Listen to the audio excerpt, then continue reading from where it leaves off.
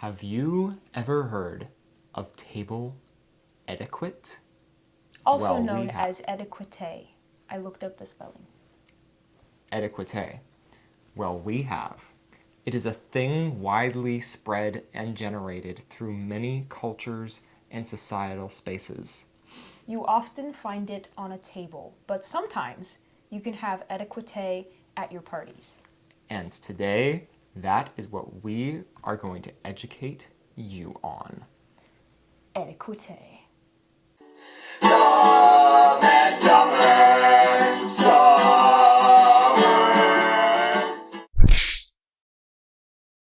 It has come to our attention that there are some who have made a comment or two saying something to the effect that we are uncivilized. We are here to prove that wrong, as you can see with our fancy shirts and our fancy everything. Yes. And we're not uncivilized, which is why we're going to talk about what we're going to talk about today.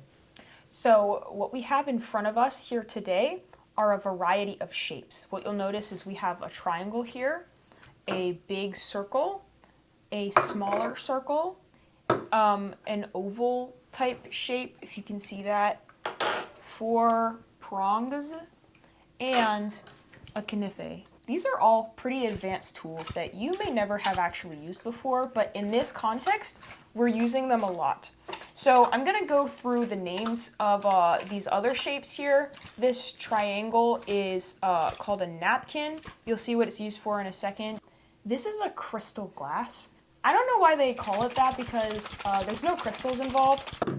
This you may recognize from our dishwasher tutorial. The best way to wash this is in a square shape. Notice these beautiful floral designs. They're really important to the orientation that this plate is going to go in. So when you set it down, you always want the yellow facing towards you, just like this. So what we're going to do now is we are going to educate you on the exact placement for all of these because there's a specific order that they go in. So that's how you're supposed to do it. And it's very, very complicated. Now, for putting out the silverware, there are many proper techniques and ways of ordering them. As you can see, I have done it in the basic layout of spoon to forake, and then knife. Spoon, fork, knife. You were really close on the I pronunciation. will. It's okay though. Thank you. I will stop and restart them to demonstrate so that you remember the way that I just did it. So like I just said, fork, spoon, knife. Now, there are other cultures and techniques of ways to put out the silverware, and I will show you one of them. This one, it starts with a knife. This one is called the Sicilian opening. You start with a knife, and then the spoon, and then the fork goes across both. Now, something that can be confusing for some people is forgetting which side of the plate things go on and in what angle. So a very easy way to remember this is that if you were to spell out fork, it would have 4 letters. And which of your sides, left or right, has 4 letters? Correct, the right side. So all of the utensils go on the right. Yep. Now, also bear in mind, there are different traditions in different cultures and countries that have different types of utensils. For example, these, I really don't know what these are, but they're like 2 sticks. I don't really know why you need 2 of them. I've only ever needed 1. I guess if you and your mom are getting some food or something. Yeah. So just be aware of that. This is not part of our etiquette, but it's part of other people's etiquette. So you may have noticed that we have the glasses as well. There is a very specific way that you need to hold this, and you've probably seen some people, they'll hold it like this, or they'll take their fingers and they'll put it like this. These are actually really, really bad to do. The way that you want to hold this is very specifically, you're going to use these two fingers. You're going to wrap them around the glass like this, as if you're just kind of cradling it in your thumb, and your right ring finger is going to go across like that. There is some establishment of dominance that you need to have when you're talking to other people, otherwise they will think that you are a fool.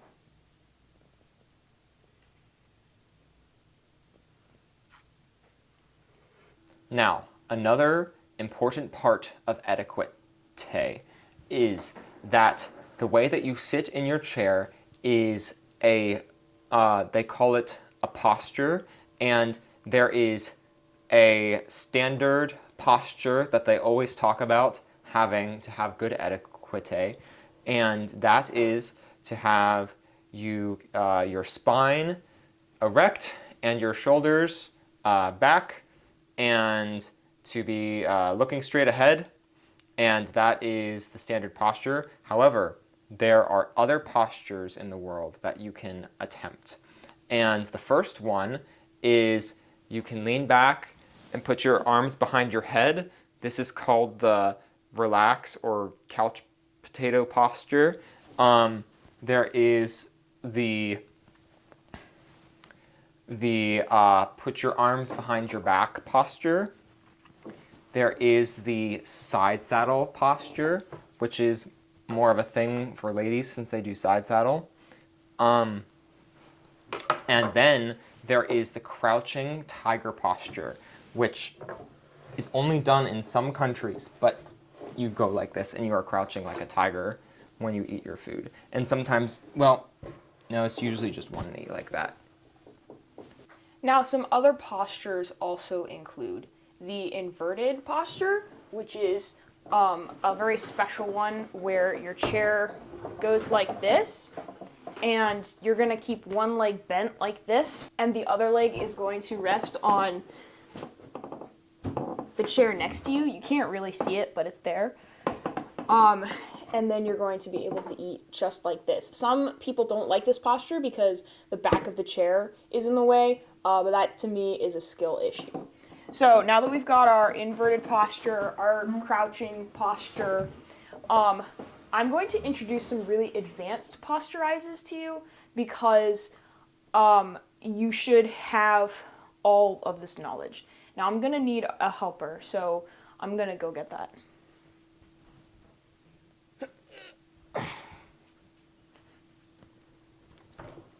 Now this is going to help us understand the proper sitting technique, because when you're sitting here, you want to take this watermelon and you're going to just lift it under one of your arms like this. This is a training tool. This is going to help you out, okay? And you're going to keep your hand just like this, and you're actually going to curl your fingers just like that. They call this the ape pose. I don't really know why.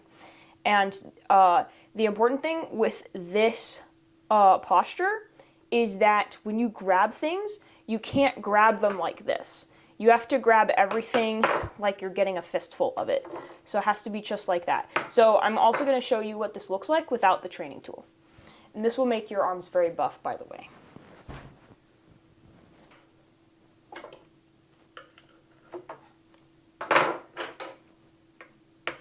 Now, something important here is you can't do this. Everything must go like this. As you can see, we each have a half banana on our plate. Now, we do not have 17 of these today, but now comes the time where we have taken everything that we have shown you and we are going to put everything together.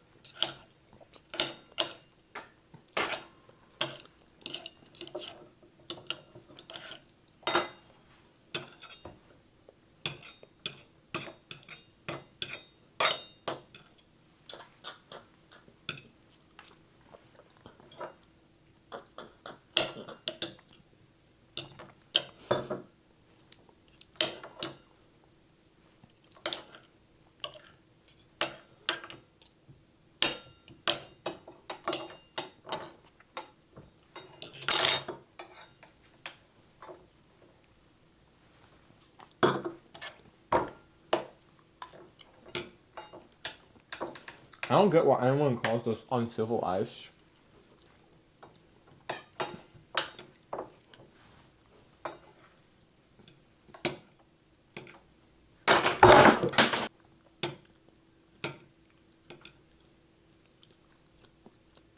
That about wraps it up for today. I hope you have enjoyed learning about etiquette.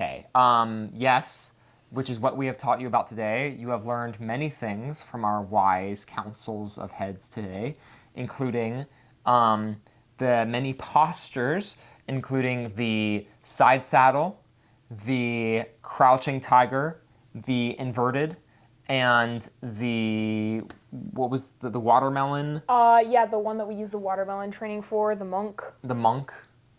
What else did they learn today? You also learned about the different utensils that you have, the plate and how to place it in such a way that it faces you properly. And now you are almost all ready to have your own etiquette. You also know how to use a crystal glass. So now you've had all of the accoutrements at your disposal. You are almost like us. If you were just like us, you probably would be ready. But this will probably take some time for you to digest and really actually understand these rules. And now that you have your own etiquette established, you can now take it and impose it on other people. And you can show up and you can exert your civilizedness on them, and they will be in awe of things when you set up your silverware in the Sicilian defense, and when you sit side saddle, or whatever posture you may happen to choose. And if you see somebody else setting up the utensils on either side of the plate, you go, "No! That is not how we do it around here!" Confidence is key. And you're going to put them all the way on the right. Yes. And the more confidence you have, the more you can exert your mind onto the other person, and then they will think that your etiquette is more proper than theirs, and then they will conform to you.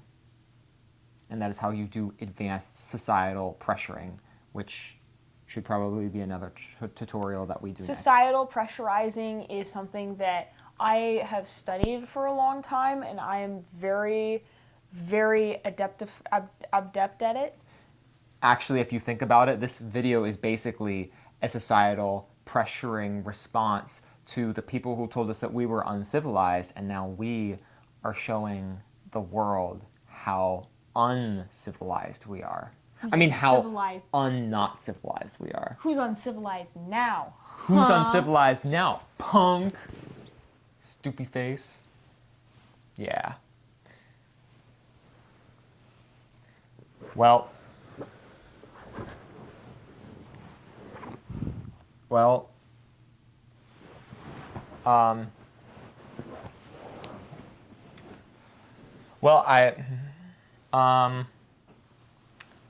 Who's uncivilized now, fool? Right. Well, I think that about wraps it up for today. What do you think, Dumb? I can't swallow from down here. Thank you so much for watching.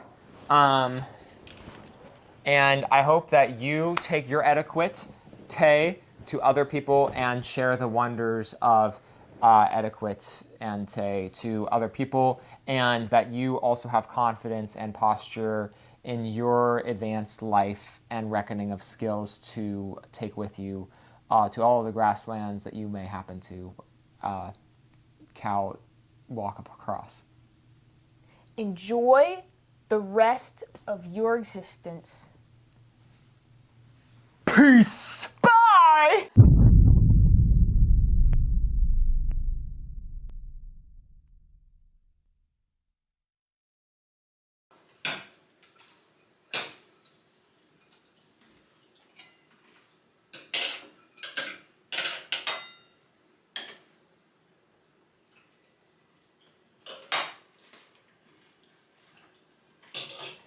Can you pass me the...